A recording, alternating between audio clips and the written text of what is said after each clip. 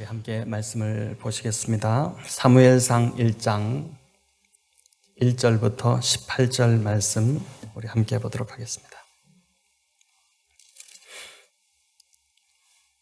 사무엘상 1장 1절부터 18절 저와 여러분 교독으로 함께 읽도록 하겠습니다. 에브라임 산지 라마다임 소묘에 에브라임 사람 엘가나라 하는 사람이 있었으니 그는 요로함의 아들이요 엘리후의 현손자요 도후의 증손이요 숲의 현손이더라.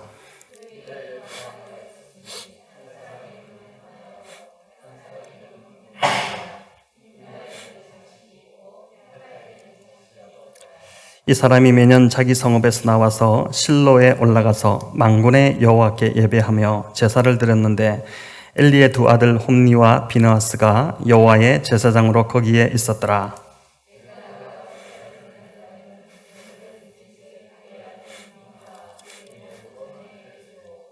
한나에게는 갑절을 주니 이는 그를 사랑함이라. 그러나 여호와께서 그에게 임신하지 못하게 하시니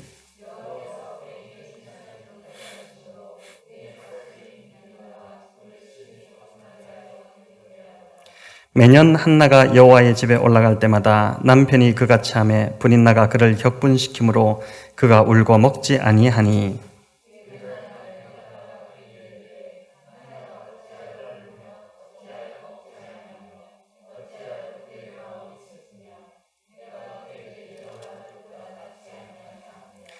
그들이 실로에서 먹고 마신 후에 한나가 일어나니 그때 제사장 엘리는 여호와의 전 문설주 곁 의자에 앉아 있었더라. 서원하여 이르되 만군의 여호와여 만일 주의 여종의 고통을 돌보시고 나를 기억하사 주의 여종을 잊지 아니하시고 주의 여종에게 아들을 주시면 내가 그의 평생의 그를 여호와께 드리고 삭도를 그의 머리에 대지 아니하겠나이다.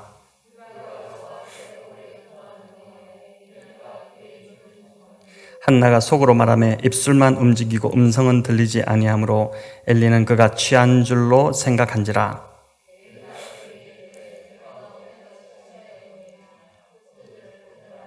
한나가 대답하여 이르되 내 주여 그렇지 아니하니이다. 나는 마음이 슬픈 여자라. 포도주나 독주를 마신 것이 아니요 여호와 앞에 내 심정을 통한 것뿐이오니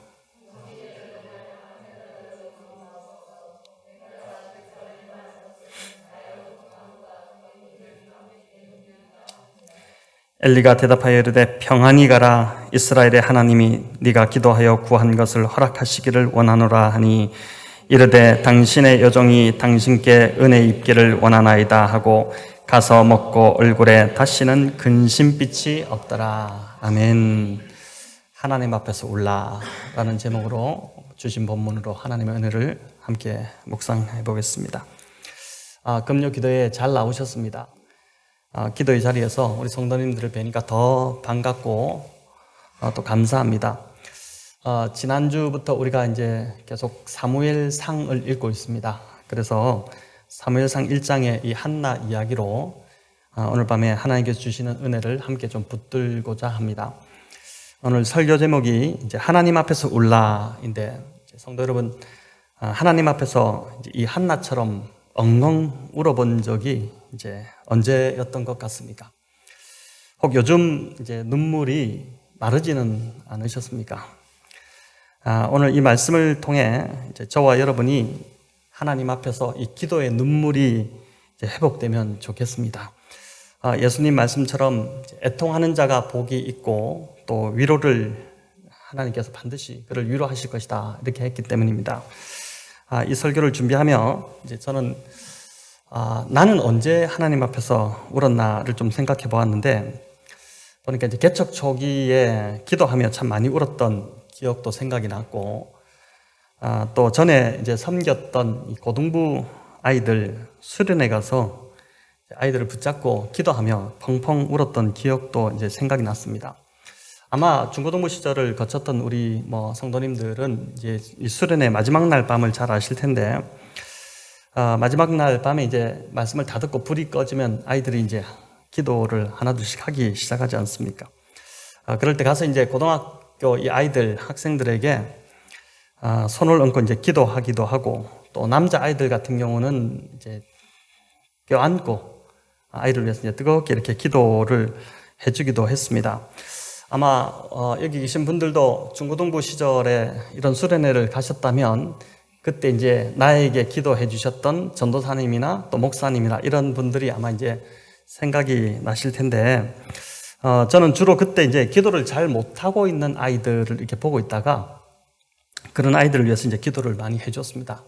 이제 갈급함이 있는데도 불구하고 뭔가 기도가 터지지 않아서, 기도가 나오지 않아서 기도를 못하고 있는 그런 아이들도 있었고, 또 어떤 아이는 이제 신앙이 전혀 이제 없다 보니까 그냥 말 그대로 친구 따라서 수련회 놀러 왔는데 갑자기 불이 꺼지고 이상한 분위기가 연출되니까 당황하고 어쩔 줄 몰라서 또 기도를 하지 못하고 있는 이런 아이들도 이제 있었습니다. 그런데 이런 아이들을 이제 붙잡고 그 영혼을 구원해달라고 이제 하나님께 기도를 하다 보면 제 마음이 막 뜨거워지기 시작하면서 성령이 주시는 그 안타까움, 제 안에 이제 느껴지니까 그때부터 이제 아이들을 놓고 이제 펑펑 울게 되는 거죠. 아이들 입장에서는 굉장히 그게 좀 낯설기도 했을 것입니다. 왜 목사님이 나 때문에 이렇게 우냐 이렇게 하는데, 이제 보통 막 껴안고 이렇게 기도하다 보면은, 안고 기도하다 보면은 이제 그 아이는 꼼짝 못 하다 보니까 제 이제 펑펑 울다 보면은 제 눈에서 나는 눈물과 콧물의 세례를 그 아이가 이제 다 받으면서 그래도 이제 어쩔 수 없이 이제 안겨 있으면서 이제 기도를 받았던, 그러나 이제 그러는 중에 대부분의 아이들은 이제 제 안에 있는 주님이 주시는 그 뜨거운 마음이 그 아이에게도 이제 전달이 되어서 함께 이제 그 아이 기도가 터지기 시작하면서 이제 자신의 그 죄인됨에 대한 그 회개 기도가 막 나오기 시작하고, 또 성령을 받으면서 때로는 방언이 터지기도 하고 막 이제 그렇게 했던 경우가 있습니다. 그런 기억이 있는데, 이제 바라기는 저희 금요 기도회도 제가 이제 이런 수련의 마지막 날 밤처럼 매주 참 우리가 눈물을 좀 펑펑 쏟으면서 기도하는 그런 자리가 되기를 참 기대하고 또 기도합니다. 또 보니까 이제 신대원 시절 제가 점심 경건회 때, 우리 권영만 전도사님도 지금 신대원 이제 다니고 계시지만, 점심 경건회 때 이제 목사님들이 오셔서 말씀을 전해주시고 또 잠깐 기도하는 시간 갖고 이제 마치고 점심 먹으러 가는데, 그때 이제 한번 은혜를 제대로 받게 되면은 그 이제 하나님 주시는 마음 때문에 울다가 점심시간을 놓친 적이 참 여러 번 있었던 기억이 있습니다. 또 그때는 이제 기차로 부산에서 이제 천안에서 부산까지 이렇게 통학을 주로 했었는데, 오가는 길에 주로 이제 책도 읽고 또 설교 말씀도 듣고 이렇게 했는데, 한 번은 그 돌아가신 옥하는 목사님 설교를 이제 듣고 있던 중에, 지금 생각하면 그 설교가 본문이 어디였는지 설교 내용이 뭐였는지도 하나도 기억이 안 납니다. 근데 이제 기억나는 것은 그때 그 설교를 듣다가 제가 하나님 앞에서 너무 울고 싶어가지고 이제 구포역에, 그 부산의 구포역에 도착하자마자 이제 버스를 타고 바로 교회로 가서 본당에서 이제 혼자서 한 2시간을 펑펑 그렇게 울면서 하나님 앞에서 울었던 그 기억이 있습니다. 또 최근에는 이제 어디를 가던 중에 차 안에서 찬양을 혼자 듣다가 그 가사가 너무 은혜가 돼가지고 혼자서 이제 그 찬양을 들으면서 부흥회를 하고 눈물을 흘리고 이제 그렇게 하게 됐는데, 아마 우리 성도님들도 다들 이제 이런 비슷한 경험이 있으실 겁니다. 찬양과 말씀의 은혜를 받아서 울기도 하고, 또 영혼을 위해 이제 중보기도 하다가 하나님이 주신 그 감동이 막 몰려와서 그 뜨거운 하나님의 마음, 또 그 영혼을 향한 하나님의 그 무너진 마음이 막 전달돼 와서 어쩔 수 없어서 막 그냥 눈물이 터지는 이제 그런 경험도 있으실 것입니다. 또 어떤 분은 요즘 이제 참 이 코로나로 인해서 너무 어렵다 보니까 경제적 어려움 때문에 살기가 너무 어려워서 하나님 앞에 나가서 펑펑 우시는 분들도 있고, 또 어떤 분은 건강 문제 때문에, 또 어떤 분은 자식 문제와 남편 문제 때문에 이제 눈물을 쏟으시기도 할 것입니다. 오늘 본문의 한나는 이제 자식을 낳지 못한 서러움에 눈물을 흘리고 있는 여인이었습니다. 10절에 보니까 마음이 길어서 여호와께 기도하고 통곡했다. 통곡할 정도로, 통곡이라는 표현을 지금 성경에 쓸 정도로 이제 한나가 참 많이 울은 여인인데, 그런데 1절에 보면은 한나의 남편이 소개되는데 엘가나라는 남편이 소개됩니다. 근데 이 엘가나를 소개하면서 무려 4대에 걸쳐 집안을 소개합니다. 한 사람을 소개하면서 그의 고조부 정도 되나요? 그까지 이제 소개를 다 하는 것이죠. 여러분, 이는 이제 엘가나 집안이 대단히 뼈대에 있는 명문가 집안이었다는 것을 이제 알려주는 것입니다. 또 그가 에브라임 산지에 살았다 이렇게 하는데, 이 에브라임 산지는 요셉 가문에게 주어진 땅입니다. 신명기 33장에 보면 모세가 요셉 가문을 축복하는 그 내용이 나오는데, 거기에 보면은 에브라임 지역이 아주 비옥하고 물이 풍부한 참 살기 좋은 축복받은 땅이 바로 이 에브라임 산지였습니다. 좋은 가문과 좋은 환경이 있는 이 부유한 집안에 지금 한나가 시집을 간 것입니다. 참 복된 결혼이었겠죠. 무엇보다 한나는 참 좋은 남편을 만났습니다. 출발이 참 좋았죠. 역대상 6장 33절 34절에 보면 이 엘가나가 에브라임 산지에 살았다 해서 에브라임 지파가 아니라 레위 지파의 그앗 자손이었음을 이제 우리에게 알려줍니다. 이 그앗 자손은 그 성전에서 찬송하는 직분을 맡은 자들이었고, 또 민수기 4장을 보면 이 가문이 이스라엘 광야 40년 동안 이 광야에서 한 곳에만 머물지 않은 게 아니라 계속 뺑뺑이를 광야를 돌았지 않습니까? 옮겨갈 때마다 이 그앗 자손이 했던 역할이 뭐냐면은 지성소의 그 언약궤, 가장 중요하죠. 그 언약궤를 포함해서 이제 성소 안에 있던 거룩한 도구들, 참 제일 중요한 것들만 골라서 그것들을 운반하는 임무를 맡았던 지파가 바로 이 그앗 자손의 자손들입니다. 한마디로 영적으로 아주 경건한 집안에 한나가 시집을 간 것입니다. 거기에 더해 무엇보다 남편 엘가나가 한나를 깊이 사랑했습니다. 우리 4절과 5절을 다시 한번 읽어보겠습니다. 엘가나가 제사를 드리는 날에는 제물의 분깃을 그의 아내 브닌나와 그의 모든 자녀에게 주고 한나에게는 갑절을 주니 이는 그를 사랑함이라. 자, 여기도 보면 이는 그를 사랑함이라 이렇게 돼 있죠. 또 8절에도 보시면, 성경을 보시면 엘가나가 한나에게 뭐라고 합니까? 내가 그대에게 10아들보다 낫지 아니하냐 이렇게 하면서 이제 자식을 낳지 못해 슬퍼하는 이 한나를 위로하고 있습니다. 오늘과 달리 당시 문화는 자식을 낳지 못하면 이것은 충분한 이혼 사유가 되는, 소박을 우리도 소박 당하고 이렇게 했지 않습니까? 소박 받았다 하는데, 하지만 남편 엘가나는 이제 한나를 그런 것 때문에 싫어하지 않고 변함없이 지금 한나를 사랑하고 있는 것을 보게 됩니다. 에브라임 산지라는 아주 풍요로운 환경에 더해서 지금 부유한 가문과 영적으로도 매우 경건한 집안에 무엇보다 사력 있고 사랑이 참 많은 남편을 두었음에도 한나에게 부족한 한 가지가 있었으니, 그게 바로 뭐냐면은 자식을 낳을 수 없다는 것이었습니다. 사람들의 참 부러움을 살 만한 것들을 이 여인이 다 가졌지만, 그러나 당시 여자로서 가장 중요한 덕목이었던 자녀를 낳지 못했으니 한나의 눈에 눈물 마를 날이 없었던 것이죠. 그런데 이런 한나를 더 힘들게 하는 큰 요인이 하나 더 있었는데, 바로 둘째 부인 브닌나의 괴롭힘이었습니다. 2절에 보니 엘가나에게 두 아내가 있었는데 한 사람은 한나고 한 사람은 브닌나였다 이렇게 하고, 브닌나에게는 자식이 있고 한나에게는 자식이 없었다 이렇게 이제 서술합니다. 두 아내 중에 한나를 먼저 언급한 것으로 봐 아마 한나가 첫째 부인이었을 것이고, 아이를 낳지 못하자 대를 잇기 위해서 어쩔 수 없이 이제 이 두 번째 부인을 엘가나가 그 두 번째 부인 브닌나를 두었던 것으로 봅니다. 지난주에 우리가 창세기 16장에서 임신한 하갈, 그 하갈이 교만해져서 여주인 사례를 막 깔보고 멸시했던, 또 그런 하갈을 사례가 막 학대해서 하갈이 도망치는 것을 우리가 살펴봤지 않습니까? 한나의 경우는 브린나가 몸종이 아닌 둘째 부인입니다. 동등한 위치죠. 동등한 두 사람 다 부인입니다. 그러니 얼마나 한나가 멸시를 당했을지 우리가 이제 짐작을 할 수 있는 것입니다. 6절, 7절에 이 브린나가 한나를 어떻게 대했는지가 나오는데 우리 한번 같이 읽어보겠습니다. 여호와께서 그에게 임신하지 못하게 하심으로 그의 적수인 브린나가 그를 심하게 심히 격분하게 하여 괴롭게 하더라.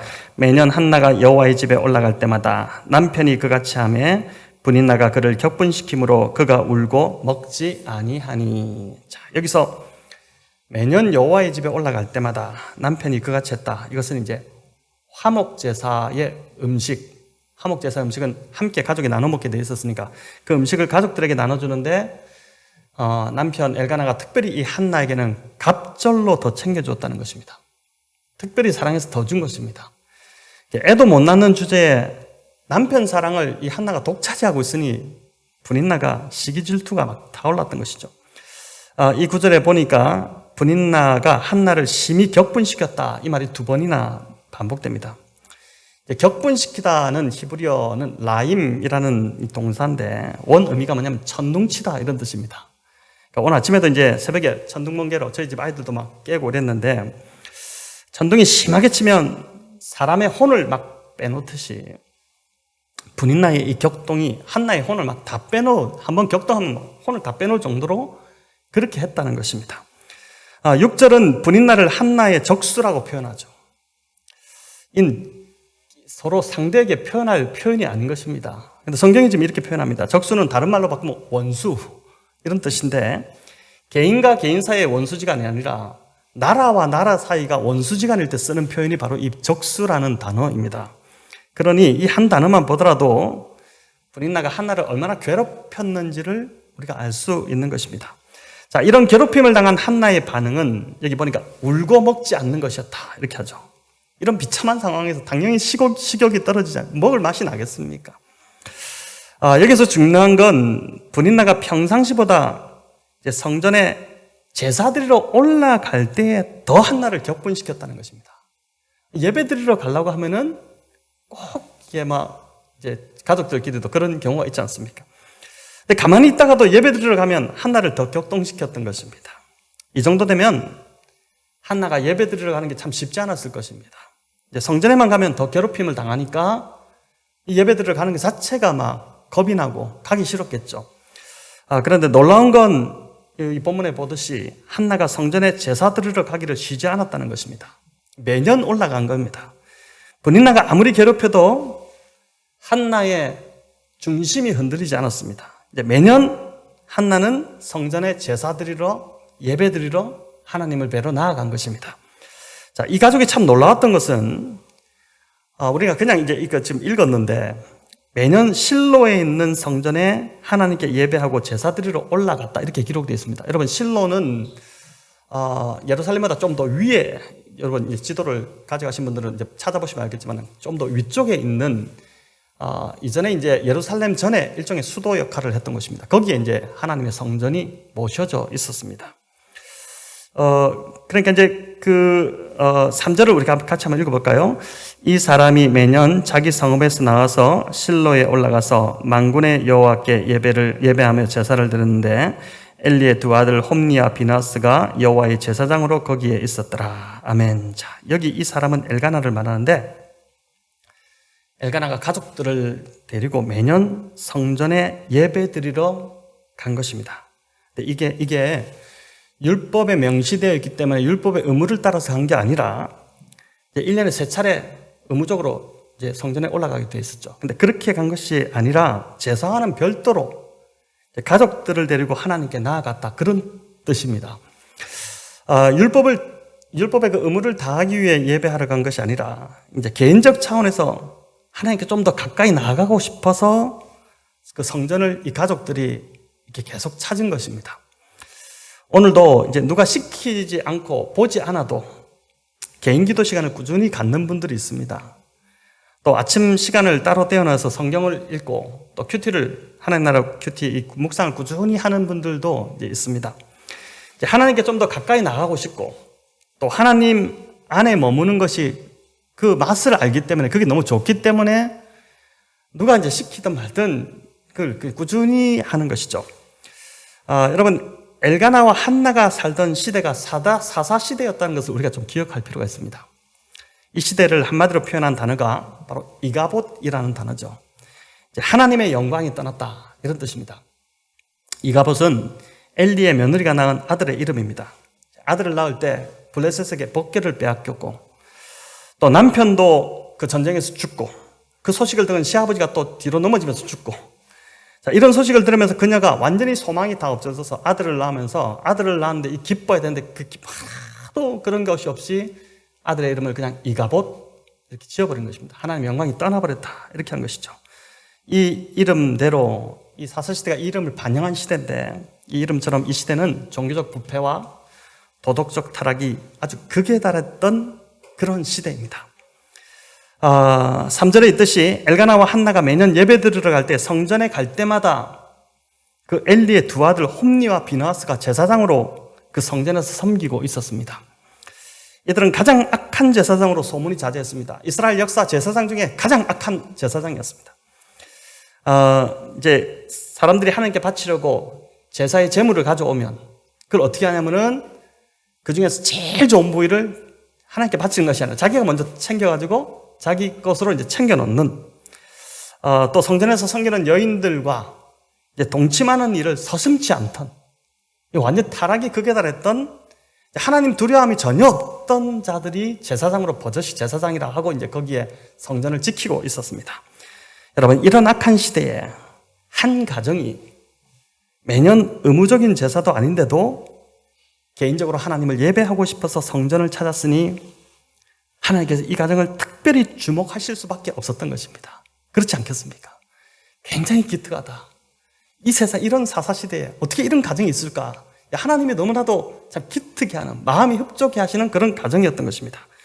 그런데 이런 예쁜 가정에서 어머니 역할을 해야 하는 이 한나에게, 너무 중요한 한나에게 하나님께서 아픈 시련을 주셨던 것입니다. 5절 6절에 보면 반복해서 뭐라고 합니까?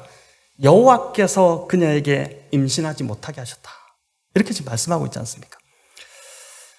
삶의 고통이 압도할 때 많은 사람들의 반응은 왜 이 일이 나에게 일어났는지 그 이유를 알고 싶어 합니다. 한나는 특별히 죄를 지은 것도 아니었습니다. 살펴본 대로 그의 가족은 매년 시간을 따로 떼어서 하나님께 예배하러 나아갈 정도로 참 경건한 집안이었죠. 그럼에도 그녀에게 지금 불임이라는 불행이 찾아온 것입니다. 우리 역시 나름 하나님 중심으로 열심히 살아왔는데, 봉사도 참 열심히 하고, 말씀도 또 묵상도 이렇게 열심히 했는데 여전히 해결되지 않는 고통이 우리를 계속 둘러싸고 있을 때 자꾸 이유를 묻고 싶어집니다. 왜 이 일이 나에게 일어났나? 카일 아이들먼이라는 분이 쓴 은혜가 더 크다라는 참 아주 좋은 책이 있습니다.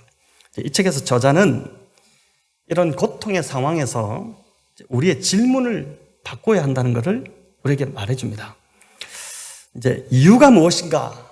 라는 이 질문 대신에, 이렇게 묻는 대신에 목적이 무엇인가? 라고 물어야 한다는 것이죠. 왜 나에게 이런 일이 닥쳤는지 이유를 알려고 하지만 그 이유가 이제 알아집니까? 그러니까 알 수가 없을 때가 많은데, 하지만 하나님께서는 그의 은혜 안에서 항상 우리의 고통에 대한 목적을 갖고 계시다는 것입니다. 이분이 이유와 목적의 차이점, 이걸 참 아주 명쾌하게 정의를 잘 해준데, 이유는 무엇 때문인지를 찾지만 목적은 무엇을 위한 것인지에 주목한다는 것입니다. 이 말이 참 아주 적절하죠.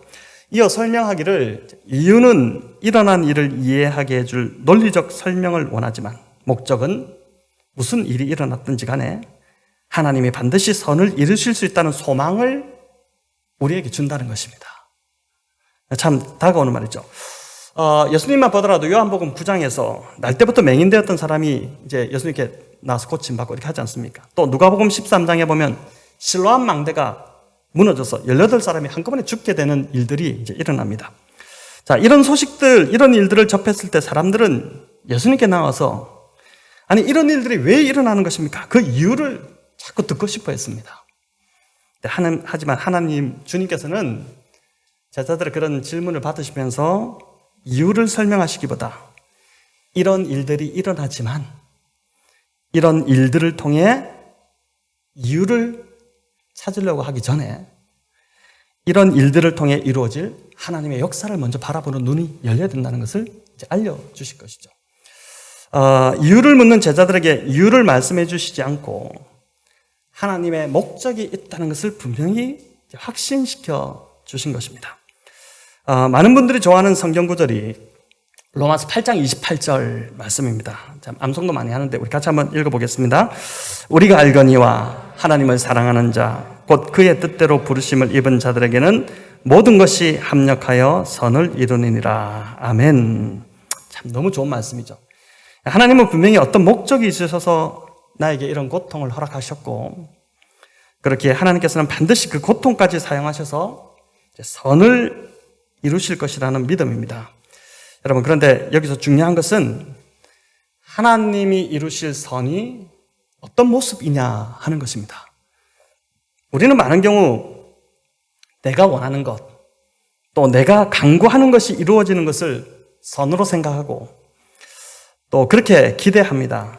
그러나 이 로마서 8장 28절에서 말씀하는 선이라는 것은 내가 원하는 것이 아닌 하나님이 원하는 것이 이루어지는 것. 그게 이제 진짜 선의 정의라고 할 수 있습니다. 걸음마를 막 떼는 아기들이 일어섰다가 막 넘어지기를 반복하는데 부모님들이 넘어질 때마다 막 달려가지 않습니까? 근데 아이로서는 당장 일으켜주기를 바라지만 부모는 어떻습니까? 바로 하지 않죠. 아이가 일어날 수 있도록 시간을 주죠. 스스로 일어날 수 있도록. 그렇게 해야지만 근력도 생기고 또 일어나는 방법도 스스로 터득하게 되는 것이죠. 마치 우리에게 닥친 이 고난을 바라보시는 하나님이 이와 같으시다는 것입니다. 우리의 삶에 덮친 이 고난을 통해, 이 고통을 통해 하나님께서 이루시고자 하는 선, 그게 이제 구체적으로 두 가지로 좀 생각해 볼 수 있는데, 첫 번째는 이 고통을 통해 예수님께로 우리를 더 가까이 이끄시기를 원한다는 것입니다. 그래서 예수님을 만난 사람들의 간증을 보면 대부분 이제 삶에 닥친 고통 때문에 주님을 찾았다가 만나는 경우들이 많습니다. 한나도 이런 고통이 없었다면 하나님께 이 정도까지 가까이 나아가지는 않았을 것입니다. 고통이 그녀를 하나님께로 가까이 이끌었던 것이죠. 아마 오늘 이 밤에 이제 기도하러 나오신 분들도 이전에는 내가 이렇게 기도하는 사람이 아니었는데 어떤 특별한 고통이라는 계기가 나에게 찾아옴을 통해서 하나님께 기도하기 시작하면서 이제 그게 하나의 기도의 습관이 돼서 꾸준히 지금 기도하시는 분들도 아마 있을 것입니다. 자, 이제 고통을 통해 하나님이 이루시고자 하는 선.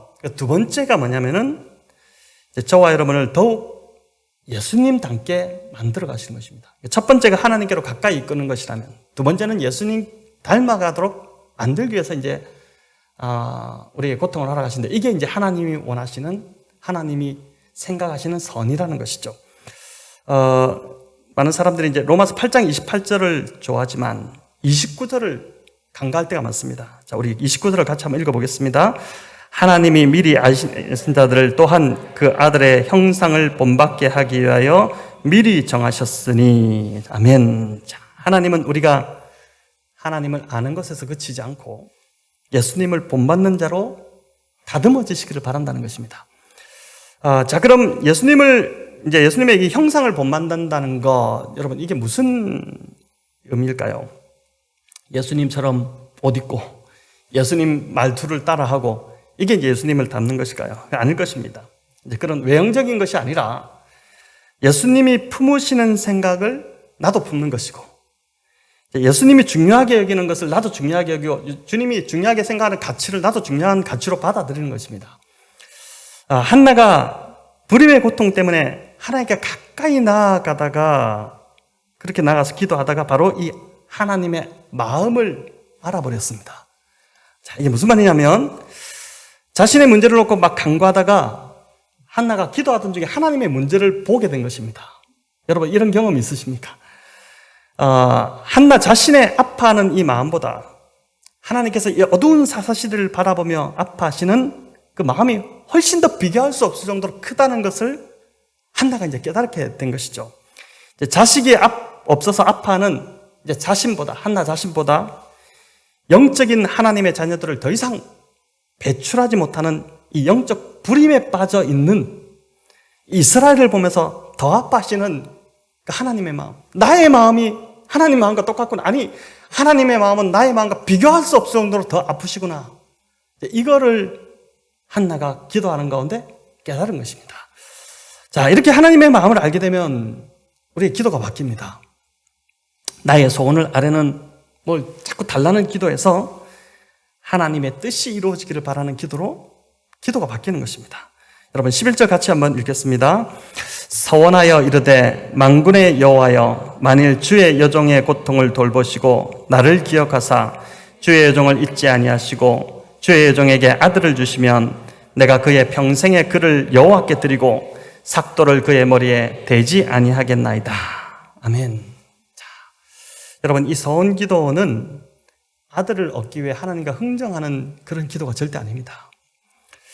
아들을 평생의 여호와께 드리고 삭도를 그의 머리에 대지 않겠다. 이 결단에서도 알 수 있듯이 이는 나시린 사역이거든요. 평생을 자기 아들 주시면 이 아들을 하나님을 위해 구별된 자로 세우겠다는 그런 각오입니다. 한나가 말만 하지 않고 24절에서 보게 되는데 사무엘이 젖된 후에 성전으로 사무엘을 데리고 가서 바치게 됩니다. 젖된 후면은 3살 정도로 봅니다.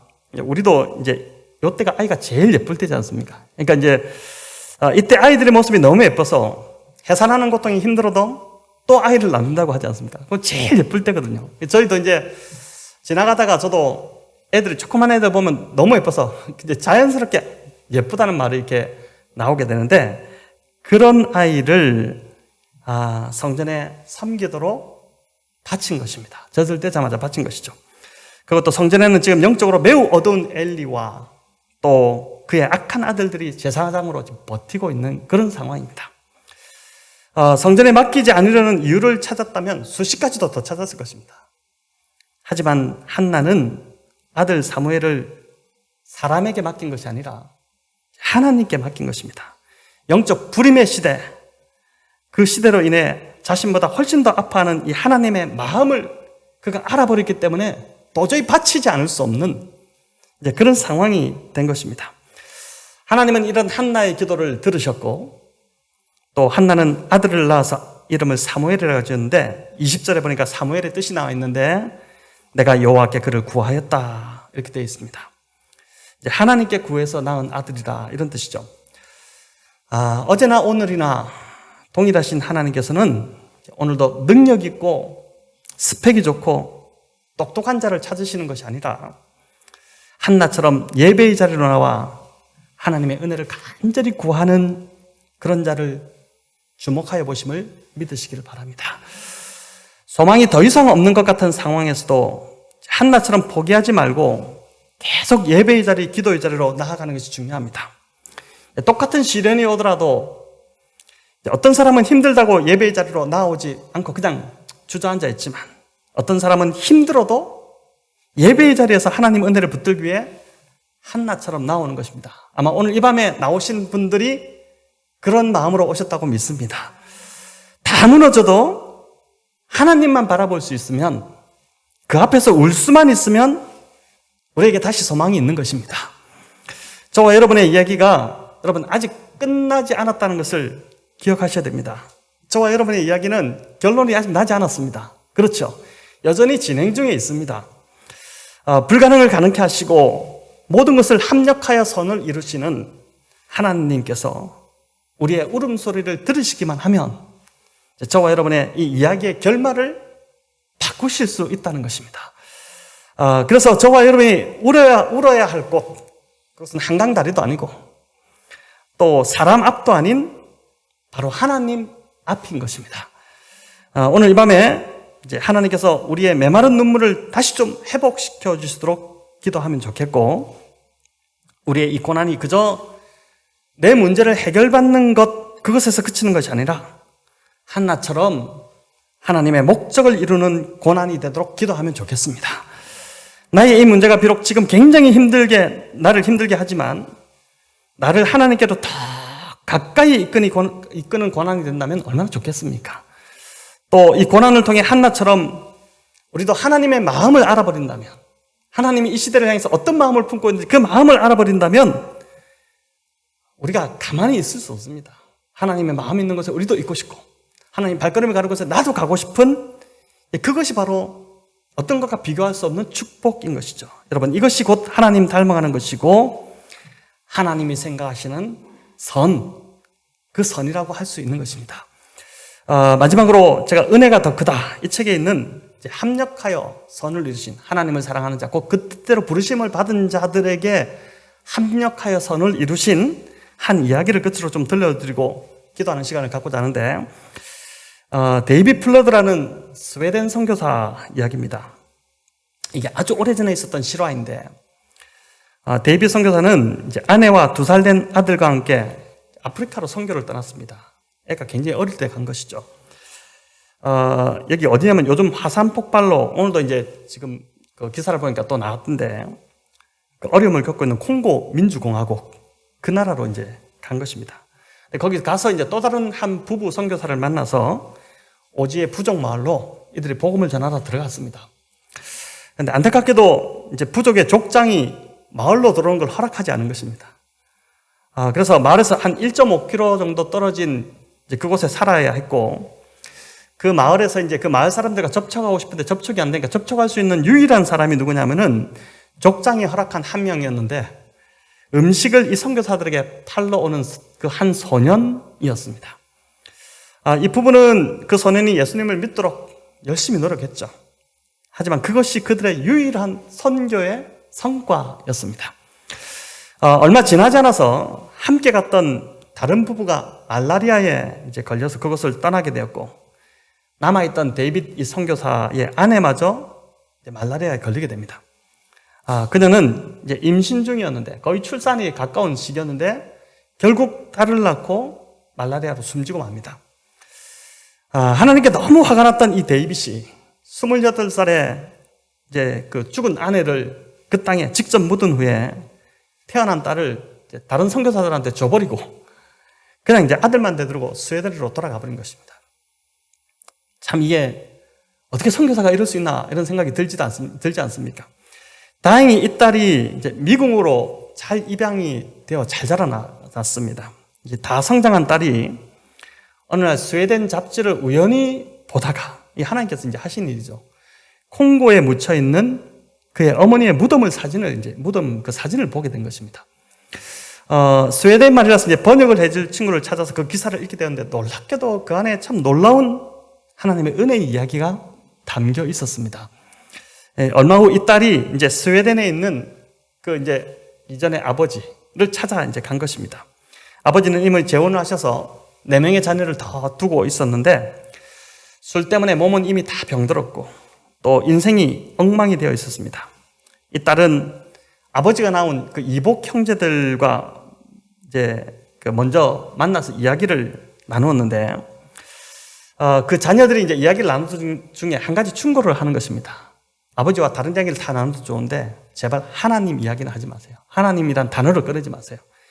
아버지가 그 말만 들으면 불같이 화를 냅니다. 이제 이렇게 한 것이죠. 선교사였는데 이제 그래 된 것입니다. 아버지가 있는 작은 아파트를 찾아갑니다. 가보니까, 집안에 들어가 보니까 빈 술병이 막 널려져 있고, 73세가 된 거의 이제 나이가 들어서 이제 또 몸이 완전히 다 망가진 그 아버지를 만나는데 미안함으로 이 딸을 쳐다보지를 못하는 것입니다.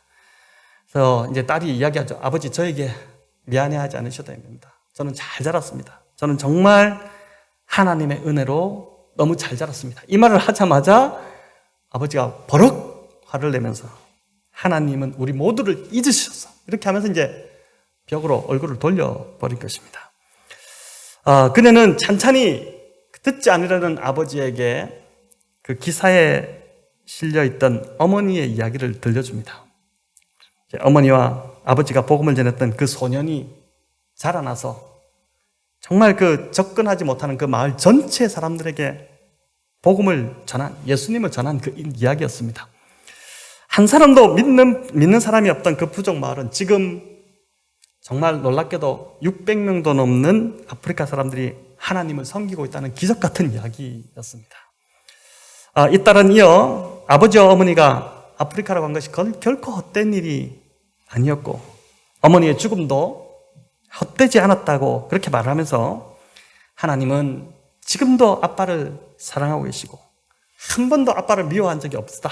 이렇게 이제 이야기를 들려준 것입니다. 바로 그날 이제 수십 년 동안 하나님을 원망했던 이 데이빗이 하나님께로 돌아왔고 얼마 후 그는 평안한 가운데 이제 하나님의 품에 안기게 됩니다. 여러분, 제가 이제 좀 이야기를 길게 드렸는데 이 이야기의 결말이 이렇게 은혜롭게 끝이 나게 해주신 하나님께 감사가 되지만 만약 데이빗이 하나님의 선하심에 대한 믿음을 잃지 않았다면 그는 그의 고통을 훨씬 더 잘 다루지 않지 않았을까 이런 생각을 하는 것입니다. 그렇게 고통 가운데 남은 인생을 살지 않았겠죠. 하나님의 선하심을 그가 믿었다면은 아마 하나님께서 그의 삶을 더 좀 놀랍게 인도해 가지 않았겠습니까? 하나님의 은혜가 자신에게 닥친 고통보다 훨씬 더 크다는 사실을 그가 믿었다면 삶이 완전히 달라지게 되었을 것입니다. 오늘 본문 18절은 이제 이렇게 말씀합니다. 한나의 고백인데 우리 마지막으로 같이 한번 읽도록 하겠습니다. 이르되 당신의 여종이 당신께 은혜 있기를 원하나이다 하고 가서 먹고 얼굴에 다시는 근심빛이 없더라. 아멘. 자, 한나는 엘리 제사장의 이 축복의 말을 통해서 하나님께 은혜 있기를 지금 원하고 있습니다. 근데 여기서 재밌는 것은 참 히브리어의 이 언어 플레이가 있는데 이 은혜라고 번역된 히브리어 헨이라는 단어입니다. 근데 이게 한나와 같은 어근입니다. 한나의 이름이 은혜가 넘쳐 흐르는 영어로 gracious라는 그 단어인 것이죠. 이제 소망이 끊어진 것 같은 상황에서도 하나님 앞에서 울기를 그치지 않는 자, 이 자에게는 반드시 하나님께서 이 한나와 같은 은혜를 내려주신다는 것입니다. 비록 우리가 원하는 선이 아닐지라도 이제 그보다도 훨씬 더 좋은 기대 이상의 선으로 저와 여러분의 삶을 이끌어 가신다는 것이죠. 이런 은혜를 입을 때 저와 여러분도 한나처럼 더 이상 얼굴에 근심빛이 없어지게 될 것입니다. 이거를 원하지 않습니까, 우리가? 오늘 이 밤에 정말 절망 가운데 있던 한나에게 보여주신 이 흘러넘치는 은혜, 이 은혜가 동일하게 하나님 앞에서 울기로 작정하는 저와 여러분에게도 넘쳐나기를 주님의 이름으로 축원합니다.